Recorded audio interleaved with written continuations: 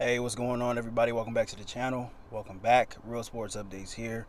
Back again with another video. You see the title, you see the thumbnail. Let's get right into it. So Tyrann Mathieu, one of the NFL's best safeties, is still unsigned. Now there are a lot of teams who are interested in him. The first wave of free agency is over. All of the big money has pretty much been given out. The guaranteed money, most of that has been allocated. Most of it has been given out. So now I think it's time for, if you're Tyrann Mathieu, if you're one of the other free agents who remain unsigned right now, I think it's time for you to make the best decision as far as winning goes. Now, there's going to be a lot of teams out there who are kind of on the fringe who are going to probably offer these guys a lot more money. Specifically talking about Tyrann Mathieu, I've seen a bunch of Steeler fans online recently, talking about how the Steelers are interested in him, and I guess he confirmed that Mike Tomlin did give him a call. But in the grand scheme of things, it's money talks. It's all about what the Steelers are going to offer him, right? And I think if I was Tyrann Mathieu, if I was in his shoes, if the Steelers offered me, I don't know. I don't know what a figure is, but let's just say the Steelers offer me $2 million more in guaranteed money than the Chargers or a contending team, the Broncos or somebody like that. I'm gonna go with the winning team because as much as I respect the Steelers, as much as I respect Mike Tomlin, as much as I respect everything that they have done, all the success that they have had, the Steelers are not winning the Super Bowl this year. They're not going to come close to winning the Super Bowl. They'll probably be, trying to play for a playoff spot at the end of the end of the season. Mitchell Trubisky is your quarterback. He's a guy. He's got some upside, but that's really all it is right now. We haven't really seen him have big success on the NFL level yet. So if I'm Tyrann Mathieu, I'm thinking in terms of legacy. He's made some good money since he's been in the league. He's been a talented guy. He would have made a lot more money, but he made a lot of mistakes in college. He was a surefire first round pick, but some of the mistakes, some of the bad decisions that he made in college caught up to him, and he wasn't taken in the first round. But still a first round talent, and he's probably going to be a borderline Hall of Famer probably at the end of his career easily. He'll easily get some Hall of Fame votes. So if I'm him, I'm looking at legacy right now. And I think it works with the Chargers. It really is one of the moves. It's one of the better moves that could be made in the offseason, I think.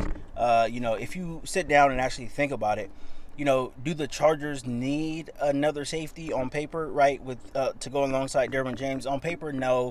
But if you look at all of the moves, all of the transactions that have been made in the NFL, this offseason, this free agency cycle, specifically in the AFC West, right?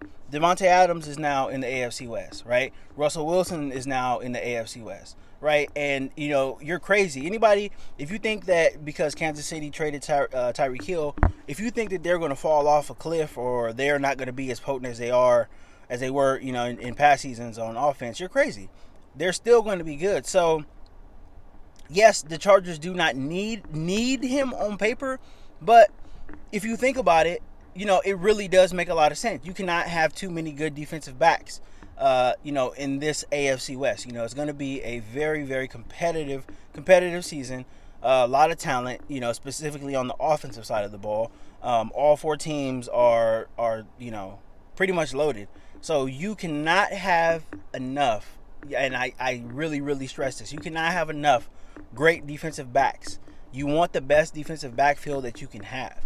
And if you're the Chargers, if you do make this move, and if you do make this will be a splash signing if it does happen. But if you do make it, you think about what you have, in the defensive backfield. You have a budding star at corner, and last year's second round draft pick, Asante Samuel Jr. He had a really good season. The only downside was the concussions, and that is something that that's something that is a cause for concern. But at this point right now, you just hope that everything is going to be good. And, you hope that he doesn't have any more concussions. And if he doesn't, I think he's going to be a really, really good NFL player. So you have him. the big signing in J.C. Jackson, arguably the best corner in the league, right? You have him. You have Derwin James, obviously has been one of the best players in the league. I think he's over his injury stuff now, so I expect him to have another great season. And then, you add Tyrann Mathieu to that mix. Now you have easily the best secondary in the NFL, and that's to go along with Khalil Mack, Joey Bosa, Sebastian Joseph Day, Austin Johnson. The Chargers, have made moves to fix the run defense. You add that on top of having the best secondary in the league, and now you're causing problems. Now, you're shooting up all of the power rankings. You're shooting up all of the odds. The odds makers are going to put them up there. So, it's a very, very, very, very it's very splashy, but it's also, this would make the most sense to me. This would make the most sense in the world. And also, you're putting, you are showing Justin Herbert that you're committed to putting the best defense around him. You're really showing him that if you do make the signing. So to me, as a Charger fan, but also as an objective NFL fan, it makes the most sense. It really does. It really makes the most sense in the world. I was looking at some stuff the other day. The Chargers were the only team, Chargers bottom 5 scoring defense. So the Chargers gave up a lot of points, bottom 5 scoring defense, but they were the only bottom 5 scoring defense that had, only team in the bottom 5 that had a winning record, right? They finished the year 9-8. So what does that tell you? That tells you that the Chargers are too reliant on their offense. You cannot have very much success if you are just, completely offensive reliant. Your defense doesn't have to be the 85 Bears. It doesn't have to be the 2000 Ravens, but you got to be able to get off the field on third downs, and you got to be able to shut down, some of the best wide receivers in the league. And you have to be able to limit them. You have to be able to limit some of the best offenses. You have to be able to stop the run. You have to be able to do all this stuff on defense, right?